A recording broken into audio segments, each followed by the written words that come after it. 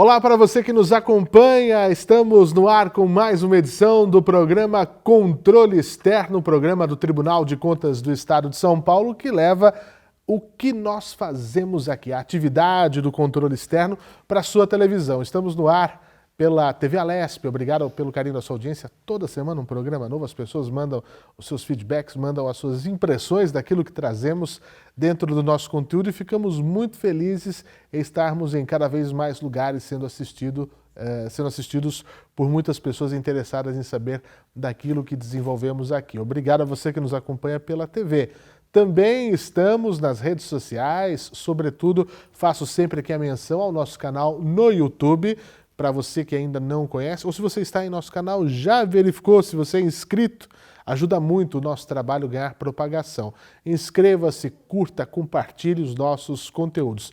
No YouTube você encontra muita coisa. Nós temos a transmissão ao vivo das câmaras, da sessão do Tribunal Pleno, eventos, cursos, nós temos conteúdo jornalístico, institucional e muitas outras coisas, incluindo nosso programa, é claro. E também, para você que curte um podcast, nós estamos na podosfera mundial. Você pode encontrar o podcast TCESP em todos os principais agregadores de podcast do mundo. É só procurar. Tem muita gente que está lá arrumando a casa, está viajando, está lavando louça e está acompanhando a nossa programação. Obrigado pelo carinho multiplataforma que estamos tendo aqui com o nosso programa, que é gravado no Auditório Nobre Professor José Luiz de Anhaya Mello, na sede, no coração do Tribunal de Contas do Estado de São Paulo, bem aqui na capital paulista. Mais uma vez, o nosso agradecimento a quem nos acompanha.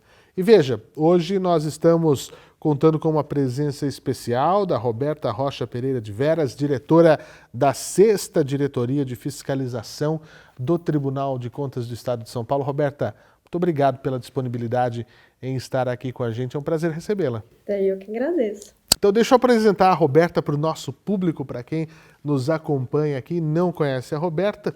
Ela tem uma formação técnica em processamento de dados pelo Centro Federal de Educação Tecnológica. Depois fez graduação em Direito pela Universidade Presbiteriana Mackenzie, tem MBA em Gestão Pública, Políticas e Gestão Governamental pela Escola Paulista de Direito e está fazendo mestrado profissional em Gestão de Políticas Públicas na GV, na Fundação Getúlio Vargas. É um belo currículo, parabéns, Roberta.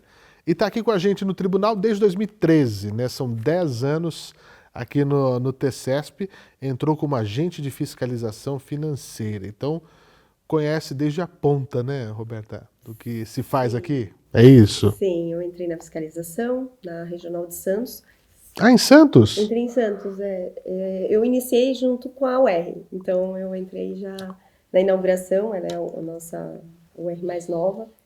Então, é a UR que deu praia, né? Olha que beleza. E aí eu trabalhei lá com fiscalização nos órgãos da Baixada Santista.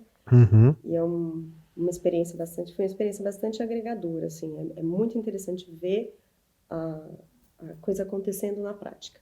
Não, sem dúvida. Eu acho que é fundamental, né? Para o crescimento. Que joia!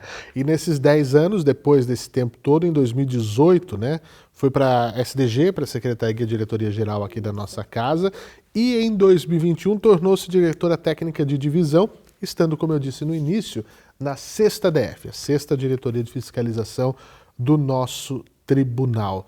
Que bacana, né, Roberto? A gente está aí às vésperas de completar 100 anos, e eu tenho feito essa pergunta, né, comentado sobre isso com todos os entrevistados que vêm aqui ao nosso programa, né, você tem aí 10% da história do tribunal, você já participou dela, né, completando 100 anos, já está aqui há 10.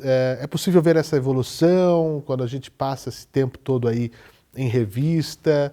Você se sente feliz? Eu vi quando você rememorando agora com uma satisfação muito grande. Eu tenho uma satisfação muito grande.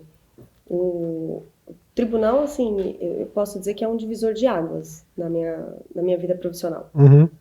Tanto do ponto de vista do aprendizado, da técnica, quanto humano, porque em fiscalização, você vê uma sociedade diferente.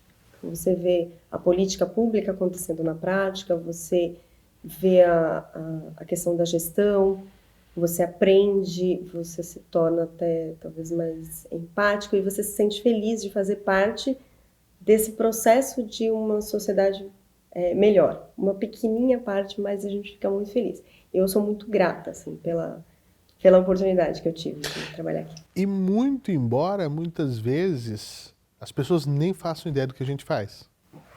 Né? Muito embora as pessoas não façam ideia. Isso tem, assim, a gente tende talvez a melhorar, avançar nesse... Mas as pessoas não têm a exata noção do que a gente faz. Embora a gente faça muita diferença, eu acredito na... E esse programa tem esse papel, inclusive, né, de levar o que a gente faz. Acho que isso é importante, né?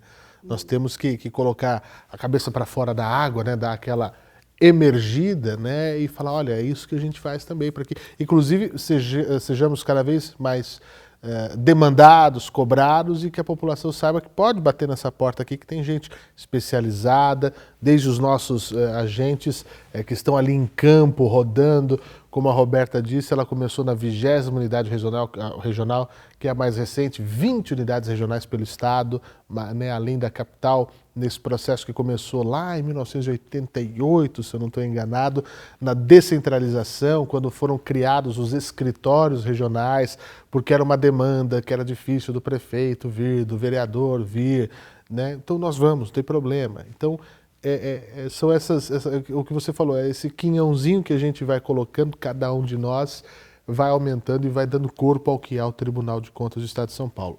E hoje, nosso assunto é pesado, porque é um assunto sério, é um assunto que passa pela vida de todo cidadão e é de suma importância, que nós vamos falar de fiscalização na área da educação.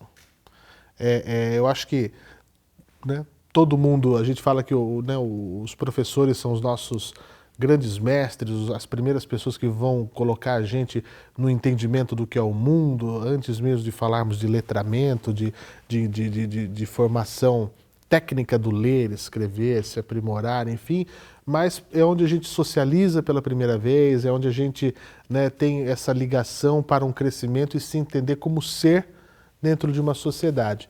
Mas ainda assim tem muita coisa que precisa ser corrigida, né, na rota da educação. Eu queria começar perguntando a você, Roberta, porque nós estamos preocupados aqui no tribunal com o avanço da qualidade do ensino, né? Porque é constitucional que o gestor público invista X, aí você vai me dizer, acho que são 25%, né? Do orçamento tem que estar lá, para a educação. Antes nós tínhamos um problema muito sério de chegar a conseguir esse patamar. Hoje chega-se a esse patamar, mas o problema é que não é só chegar. Hoje a gente fala que muito além do aplicar é como aplicar. Como é que a gente introduz esse assunto? Vamos lá. É isso. Você tocou num ponto que eu acho que é um ponto central da mudança que a gente vem assistindo na visão sobre o gasto no ensino. Então, é constitucional, a gente continua com essa abordagem de fiscalizar se o gestor efetivamente aplicou o mínimo constitucional na educação. Mas é muito além disso.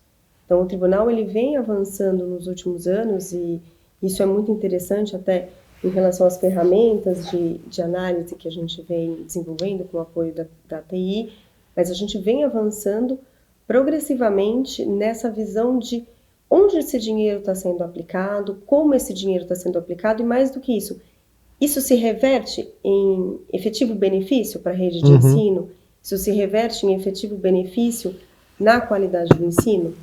A gente vem aí avaliando questões que são muito centrais para que um dinheiro seja bem aplicado. Questões como o planejamento desse gasto do ensino, questões como o monitoramento, o acompanhamento dessa política pública, desses programas que vêm sendo utilizados, das próprias contratações, do avanço, do acesso dos vulneráveis, a melhoria da educação, ela passa por promover uma educação mais equitativa, mais igualitária, trazendo para dentro da escola também essa criança vulnerável, ofertando para ela uma igualdade de oportunidade. Então, a gente vem avançando nesse sentido. Quando a gente fala de eficiência, as pessoas às vezes me perguntam, eu vejo vocês lá no Tribunal de Contas cobrando eficiência, cobrando isso. E às vezes a eficiência a gente pensa na máquina, né? A máquina tem que ser eficiente, que é gastar menos, é produzir mais. Não. Muitas vezes a gente, quando, por exemplo, na educação, não adianta, né, a gente pegar um relatório e observar que realmente o gestor, a gestora está investindo o mínimo constitucional, às vezes até mais, só que a criança não sabe ler, não sabe escrever, não está tendo o aprendizado que deveria para aquela faixa etária dela, né? Resultados de provas, né, que são feitas para avaliar a eficiência da educação é nesse sentido. Não é possível estar colocando dinheiro e não estar ao mesmo tempo tendo esse crescimento que deveria. Então, o tribunal também atua nisso de, olha, espera um pouquinho, vamos como num GPS, vamos corrigir a rota, vamos melhorar o rumo disso. Esse papel que talvez nem fosse do tribunal passa a ser de certa maneira, Roberto? Passa, sem dúvida. O tribunal tem tido uma atuação muito pedagógica nesse sentido, de orientação, porque a educação, ela é um desafio. Então, nos últimos anos, a educação, ela enfrentou avanços, ela conheceu avanços, principalmente no sentido de trazer o aluno para dentro da escola. Então, a gente aumentou esses números. E chegou o momento, acho que talvez até é uma discussão que está emergindo, de avançar, dar esse passo seguinte que você colocou, de melhoria efetiva dos resultados, da qualidade, do letramento, do quanto essa criança está aprendendo, da proficiência dessa criança em inglês, em português, em matemática. Então, no básico, né? No básico.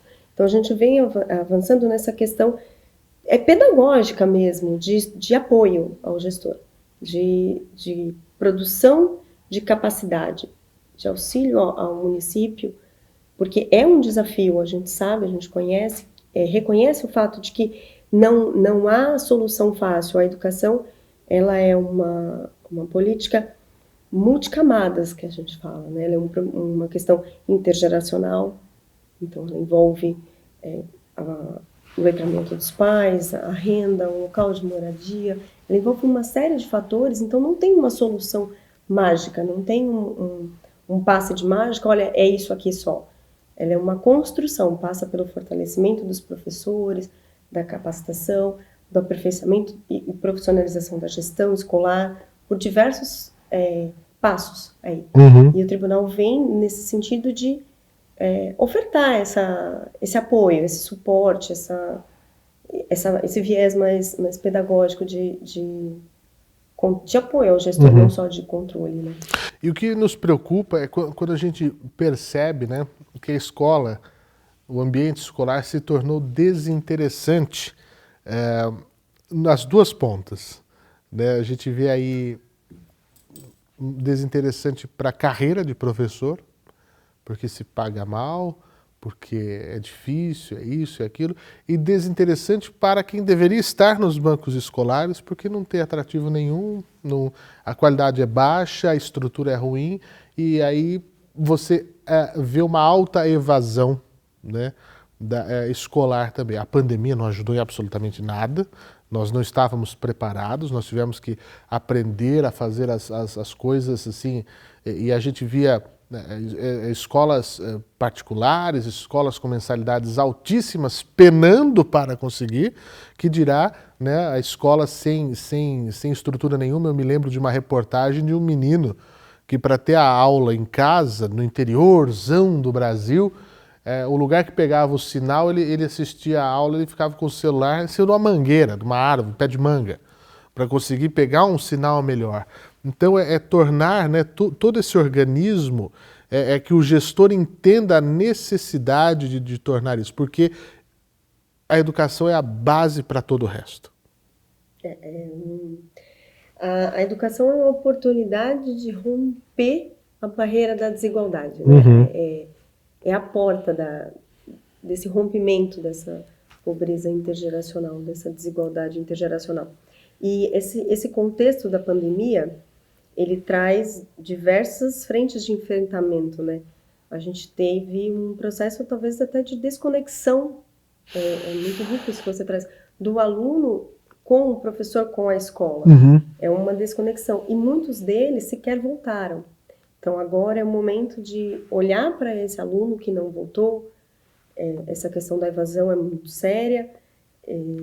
Isso impacta na distorção e idade séria. Então, você tem os alunos, talvez mais para frente, em séries que não correspondem às suas idades. Isso é um problema que a pandemia agravou, na verdade. Então, é um esforço extra que os municípios vão ter que fazer para trazer esse aluno de volta, para implementar ferramentas de busca ativa muito eficientes, promover realmente essa reconexão do aluno com a escola, nesse momento a participação dos pais, dos coletivos, né, dos conselhos municipais. Sim. É muito importante que isso não é uma tarefa que um só vai conseguir resolver sozinho, mas essas parcerias elas são muito importantes nesse contexto. As partes têm que ser ouvidas. Exato. Né? Para entender quais são as suas limitações, quais são as suas, eu acho que principalmente, né, limitações e necessidades. E aí quando a gente fala também dessa questão da inclusão, tem muitos alunos vulneráveis, nós temos que tornar a coisa inclusiva, acessível, equitativa, e esse é o grande ponto atual, né, nesse mundo pós-pandêmico que nós voltamos, e o tribunal está com essa observação? Sim, esse é um ponto muito central dessa discussão. É promover a integração desse aluno vulnerável no ambiente escolar com as melhores oportunidades igualitárias. Nesse ponto, a lei do Fundeb ela veio muito a contribuir no sentido de uma redistribuição mais equitativa de recursos. Então, foi um ganho. O Plano Nacional de Educação está aí em discussão, o novo plano, porque ele vence agora em 2024. Então, muitas das metas, elas talvez tenham ficado pelo caminho, até nesse contexto da pandemia. Então, o desafio é esse, trazer todo mundo junto, porque não importa só você melhorar o IDEB, melhorar o IDESP, melhorar a qualidade por meio de índices e de indicadores, se não estiverem todos lá, se não estiverem todos caminhando juntos, essa cauda, esse aluno mais vulnerável, ele precisa ser trazido junto. E esse é um desafio, porque a gente precisa avançar na questão da escola em tempo integral, da educação integral, precisa trabalhar no sentido de envolver esses pais de alunos, envolver a comunidade escolar nessa discussão. E aqui a gente deve fazer um chamamento muito grande, o programa chama Controle Externo, nossa atividade é a do controle externo, mas o controle social é fundamental. E ele se dá, muitas vezes, na forma de conselhos. Nós tivemos há alguns episódios aqui, o Onormélio, né, para falar de conselhos de saúde, que é uma coisa assim que ele trouxe um panorama, porque eu não fazia ideia. Eu aposto que muita gente também não fazia ideia dessa importância de como tem que ter essa representatividade. E educação também, né? As associações de pais e mestres, os conselhos de educação, enfim, tem que se engajar, tem que cobrar, não tem que, a escola não pode ser um depósito de gente, né? Ou tão somente um lugar onde as famílias mais vulneráveis, a criança vai para a escola porque lá é a certeza de ter um lugar que ela vai ter a refeição dela, que eu não consigo garantir isso em casa. E muitos vão nesse sentido. É isso, os coletivos, até os grêmios estudantis, a gente pensa, também, então, a PM, puxa, os é verdade. conselhos, os grêmios estudantis, eles dão uma sensação de protagonismo do aluno, e isso é importante nesse processo de reconexão aluno-escola. Então, o lugar de fala desse aluno, a questão do ambiente escolar, da comunicação não violenta, do tratamento desse ambiente escolar de integração. Com esporte, com lazer, com saúde. Com cultura, com lazer. É o indivíduo sendo olhado na sua completude, né? Não só no sentido de ter um espaço e ter a aula. Aquele ambiente ele precisa ser um ambiente, por isso que a gente vai muito firme na questão da infraestrutura, porque ele precisa ser um ambiente que proporcione isso, que ele proporcione o esporte, que ele proporcione o lazer, que ele proporcione o diálogo, que ele agregue esse aluno nesse ambiente. Então, é essa escola que se deseja. E aqui, Roberta, nós temos as nossas fiscalizações ordenadas, né, que são excepcionais nesse sentido de colocarmos um batalhão na rua simultaneamente e com a tecnologia em tempo real, as informações vão chegando, fotos, vídeos, etc. Tivemos a primeira, na verdade, nacional, né, porque o trabalho do Tribunal de Contas do Estado de São Paulo foi tão chamativo que os outros tribunais de contas vieram aqui para entender, a Tricom, que é a Associação dos Tribunais de Contas, vamos tentar fazer uma coisa organizada de uma maneira nacional, enfim, e com isso nós tivemos aí uma ordenada nacional e nós tivemos já outras várias, das mais de 40 que já fizemos, na área da educação. E eu fico assim, chocado em ver cenas que a gente via, né? Banheiro sem porta, sem louça sanitária, comida vencida, berçários mofados, teto, os colchões das crianças, transporte escolar, um ônibus que não tinha banco. Se transportava como se fosse um caminhão de mudança, que você põe os móveis lá dentro e vai, que o ônibus com pneu careca, o documento vencido, o extintor. Estou falando de coisa aqui que eu estou lembrando, né? Mostra ainda, escancar, isso eu estou falando de São Paulo. Né? Você pega e fala assim, não, isso aqui não é uma escola no Brasil, não é uma escola em São Paulo, não, sim, é uma escola que fica ali, que você passa na frente todo dia e você não imagina. Né? Essa fiscalização é importante para mostrar por A mais B, para o gestor público, falar, olha, e aí?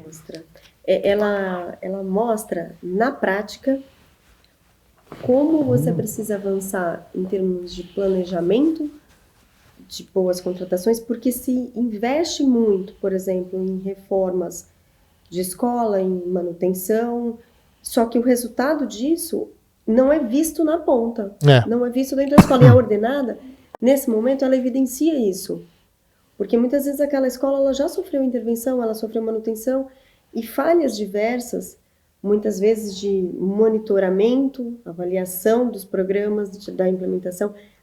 Infelizmente, a gente ainda está desenvolvendo essa cultura do planejamento e acompanhamento. Isso escancara mesmo como a gente precisa dar um passo além do gasto. Então, o gasto ele está acontecendo, mas o resultado não está sendo sentido. Então, a gente já teve ordenada, tem revista nacional, várias em escolas, que observam aspectos gerais, desde a infraestrutura até o tamanho das salas de aula, transporte escolar, merenda. Então, que são assuntos que tem um investimento, o mínimo constitucional está sendo aplicado, mas na ponta você não vê o resultado. E o impacto é direto. Sim, se a merenda está lá, vencida, então foi comprado errado. Alguma coisa aconteceu. Né? Não, mas eu pus o dinheiro, vai estar aqui. Se sobrou, venceu, mal planejado. Mal gerido. Mal gerido. Exatamente. É isso que a gente fala do programa. Muitas vezes não foi feito um diagnóstico prévio para se ter o real dimensionamento do quanto você precisa comprar de determinado insumo, da melhor forma de ofertar. Por exemplo, eu vou comprar material escolar, ou vou comprar em kits, ou eu vou comprar em quantidade e deixar disponível da escola. Isso é um diagnóstico que ele é prévio à contratação. Não adianta depois que comprou, você descobrir que a melhor forma era ter feito o kit quando você comprou um montão para deixar na escola, ou o contrário. Então, o diagnóstico ele é muito importante. O diagnóstico da situação da infraestrutura daquela rede de ensino, para você saber o quanto você vai precisar dispor de dinheiro, de contratação, para sanear aquele problema, para deixar aquelas escolas em ordem. Esse diagnóstico prévio ele precisa acontecer. Ele é importante para retroalimentar esse planejamento. E é isso que a gente vem orientando nesse sentido, do quanto a gente precisa avançar nessa prática de planejar, colocar no orçamento, a peça orçamentária fazer sentido com a estrutura da rede. E muitas vezes isso está descolado. E o resultado é esse que você colocou. Eu lembrei de um caso de uma empresa que eu não vou citar o nome, que eu trabalhei, que, olha, vamos fazer materiais promocionais. Isso serve, por exemplo, para uma prefeitura, né, que vai comprar... Nós vamos fazer canetas com o nome da empresa. Como se a prefeitura fosse comprar, vamos supor, para a escola. Olha só. Mas vamos comprar fracionado para cada período, conforme a gente for usando? Não, já vamos fazer uma baita compra gigantesca. mais da metade não usou com o tempo. O que acontece com a tinta? Seca. Então todo aquele investimento que foi feito, mal planejado, lixo. Né?